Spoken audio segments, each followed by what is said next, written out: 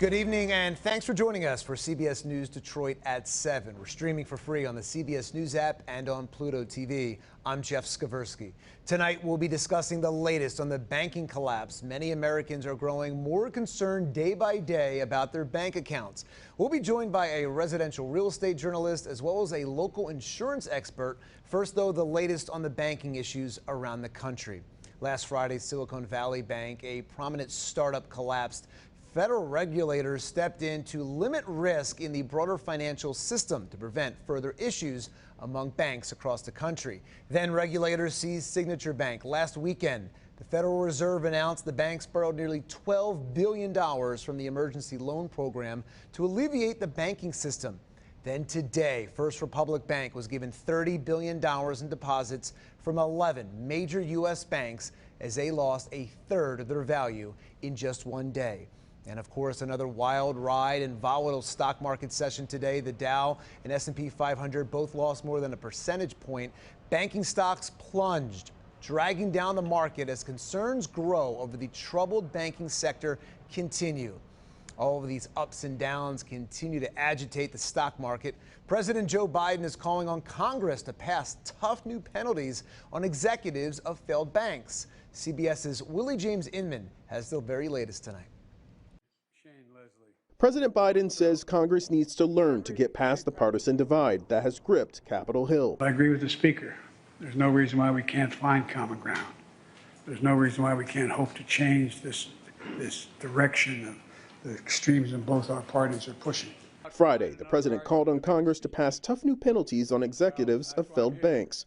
The administration says it wants to expand the FDIC's ability to get back compensation from executives who lead failed banks.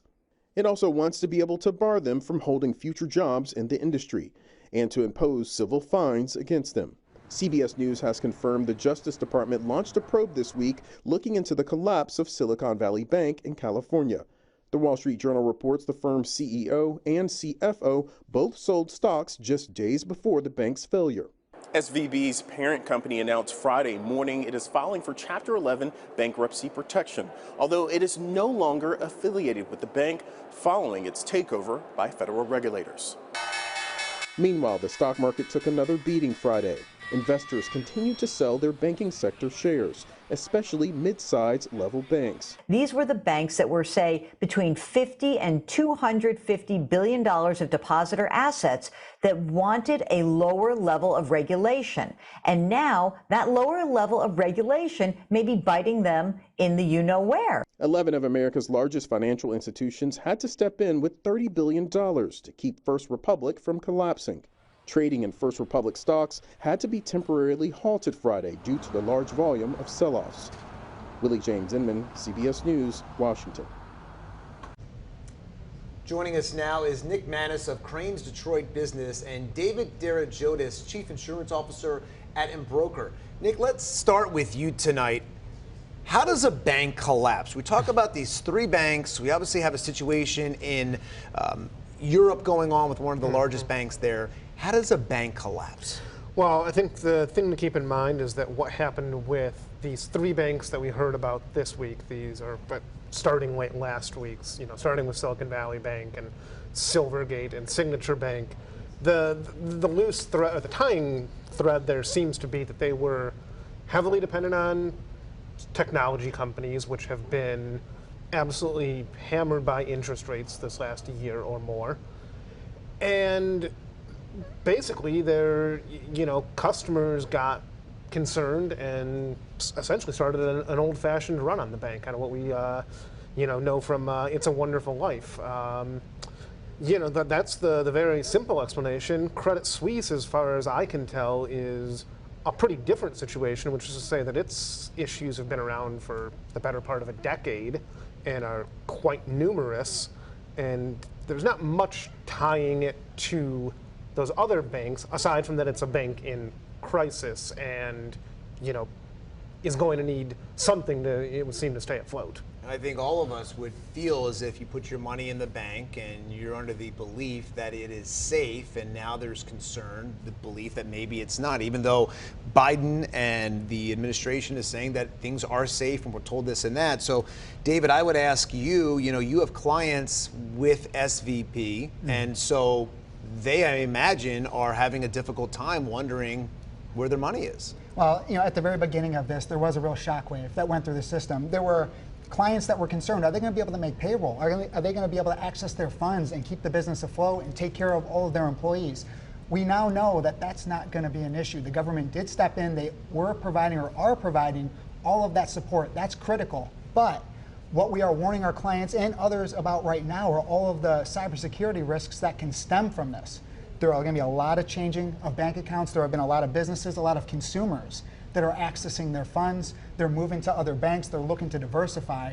And companies and individuals have to be very diligent looking out any type of text message, any type of email, looking for fraudulent transfers. You have to be on high alert, red alert right now. Well, it's interesting to bring that up because, first of all, how do you know if your bank is going to collapse, if there's going to be an issue? I read a story in the New York Post last week where a woman with SVB was trying to access her money and could not do so for 18 hours and didn't know where it was, and as anyone would be freaking out, right? And so how do you know, one, if you have an issue with one of your banks, and two, if you're worried about your bank, how do you know that transferring it to another bank, you're not going to have the same issue? That's the issue, and I think that's where a lot of the fear came in within the crypto space, because there's a lack of regulation and there's a lack of stability that's perceived with all of these organizations. So you saw crypto go through this huge bull run last year where prices were increasing, everybody was joining the space, but there was fear around, is it going to be around? Are the companies solvent? Are they going to be strong? We saw a number of organizations collapse. When you have that fear then transfer over to the traditional banking and financial services sector, that opens up a whole new can of worms and a whole new sense of fear for everyday individuals. I don't think most people are going to be looking at the bank statements, looking at the cash flow, where the banks are putting their investments. That can be very difficult to do. You're going to go through 10Ks and all sorts of corporate filings to look at where banks are investing their money, what type of cash they have on reserve should there be a mass run for individuals and businesses to pull their funds out. It's easier said than done. I mean, a lot of it comes down to faith in the banking system and in the government.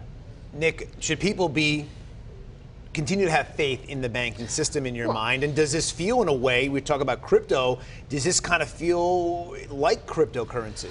Well, I mean, I think David's point is correct. It is all about faith and all about confidence. And yes, right now people are understandably have their confidence shaken some. I mean, I've had a number of people, ask me this week, should I pull my money out of my account and go to, some other bank, maybe a Chase bank or something like that, does seem to be a little bit more immune because of their size and their diversity. I think the simple answer is, no, there's no reason, unless you see something that absolutely stands out to you, there's no reason to, just go pull your money out of the bank. That is the type of thing that exactly got us into this situation. So people should not be rushing to the bank, taking money out and putting it under their mattress. I'm certainly no financial planner, but that would be my, somewhat educated analysis. Yeah, I mean, don't go and rush and pull your money out of the bank. There's nothing to indicate that the vast majority of banks are facing the kind of stress that we have seen with these 4 or 5 banks that are mostly, I think what tied those banks together beyond just kind of their exposure to the tech sector is what appears to be very bad risk management. Bank managers are supposed to know how to manage risk, particularly interest rate risk. And from what we can tell, at least with Silicon Valley Bank and a few of these others, it appears that managers there were not properly managing that risk and did not have a plan for the investments that they made when interest rates were so low that looked like good investments, and then interest rates go up and they're not such good investments. So what you're saying is there's the belief or understanding that these are isolated incidents, perhaps not necessarily a systematic issue with banks across the country and the world. I think that's certainly the hope, and right now that seems to be playing out to a large extent. Well, we saw the FDIC step in. They were guaranteeing all depositors at SVB. They were saying, we promise your money's going to be safe and accessible. SVB then came forward and said, look, we would appreciate if you would come back, keep your confidence and trust in us. bring some of those deposits back with us. If it maintains us, it will help maintain the rest of the industry as a whole. So they were imploring people, please don't pull money, don't rush, open up new accounts, because it's impacting us and it's impacting others within the banking sector as well. And if I can just touch on that for a second, why should we believe that if a bank's going to fail and they're short on funds to be able to give to you and myself, and if we have to pull money out, why should we believe a bank in that situation? That's a great question. I think diversification is always going to be key. I think having all of your eggs in any one basket puts you at risk. So I think it is important to make sure you're spreading some of that out. Maybe not take everything out of the organization, take everything out of the bank. Again, the government did step in. They are protecting, they are backing and promising it. But with that said, I think it's very important to spread that out so that your risk can come down a bit. All right, we'll have more after the break, and we will discuss what this could mean for us here in Metro Detroit when we come back after this.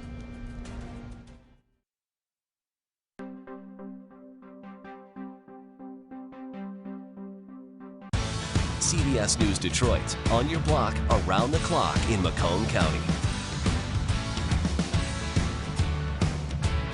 Hi, we're CBS News Detroit, but we don't just cover the news here. We're also here, and everywhere in between. You know, the places you live, work, and play in Southeast Michigan. We're talking less of this and more of the stories that actually matter to you. CBS News Detroit, on your block, around the clock. That's right, local news just found a home in your neighborhood. We're CBS News Detroit, live, streaming, and on demand. Nice to meet you. CBS News Detroit, on your block, around the clock in Wayne County.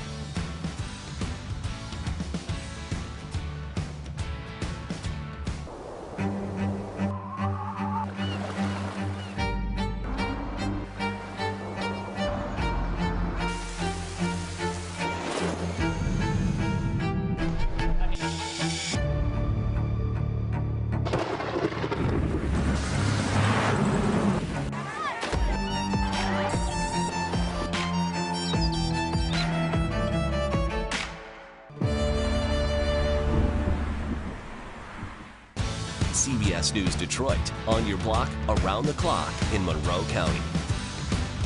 CBS News Detroit, the stories you care about. Live, streaming, and on demand. We're on your block, around the clock. Southeast Michigan news whenever you want it. We live here.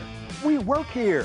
From North Branch to Southgate. East Point to Westland. Wherever you live, we're here for you. Making a difference in your neighborhood. CBS News Detroit, live, streaming, and on demand. Building a better newscast, one story at a time. CBS News Detroit, on your block, around the clock in Oakland County. It's here, the news CBS News Detroit. Covering every corner of our community. With experienced journalists, uncovering the stories that truly matter to you. Making a difference in your neighborhood.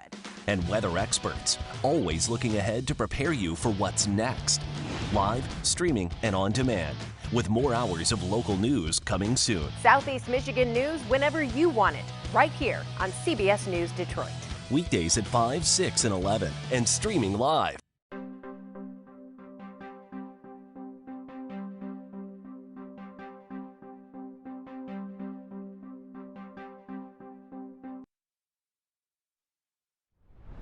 Can central banks and authorities manage whatever comes? Because we proved in the financial crisis that it can get incredibly rocky, but that the situation can be managed by creativity wherever required. It just means we need to wear hard hats, perhaps, or have them ready for longer. Okay, well, they're very good at the central banks, and actually I think what they did so far on the whole is great, although I'm not sure why Silicon Valley Bank happened. They were supposed to be being supervised. I'm not sure why they didn't bail them out sooner. I don't know what was going on. But yes, we have very good central bankers, but they're not the whole picture. I think, as you mentioned about Congress, and I think we can go to other governments, they're paralyzed. And by the way, debt is really high around the world. And interest rates are higher. So this whole idea, well, whatever happens, the government will pay for it, not so simple this time. We're fighting a different war than we did in 2008. Hopefully that is accurate, and hopefully that is the case. Welcome back. Once again, we're joined by Nick Manis of Crain's Detroit Business and David Derajotis, Chief Insurance Officer at Embroker. Gentlemen, thanks for staying with us tonight. And let's start here in Metro Detroit for our viewers that are watching tonight. How much of a concern should people be at home about their money and what the future might be here over the next, let's say year? Well, when it comes to money, I think you have to look out for criminals. Criminals are very opportunistic in this exact environment. You have something that's dominating the headlines. You have a topic that's very near and dear to people's hearts, and it can spur you to take action quickly without even thinking.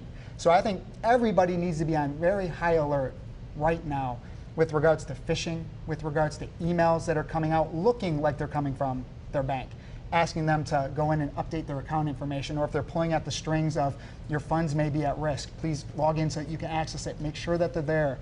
Anything around that, I think you have to be on high alert and paying attention to that right now. That's where criminals are going to go.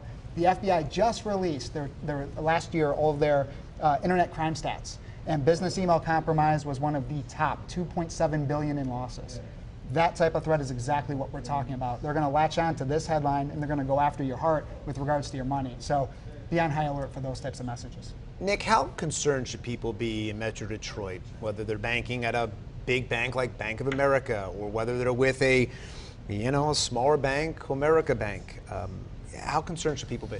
Well, I think, certainly having, some level of concern is understandable and probably okay right now. Obviously, what's happened in this last week has been kind of shocking, and nobody really quite saw it coming, I don't think, quite clearly. As far as what people should do or be concerned, or start moving around, I mean, I think one thing to maybe watch for is, will we kind of see more of a push to get out of some of those banks, particularly what we've seen as the regional banks, as they're called, that are a little bit smaller? Will people start to maybe move away from some of them and concentrate their deposits in their banking business with the Chases and Bank of Americas and Wells Fargos of the world that are, seemingly a little bit more immune from this? That could be one thing to watch for.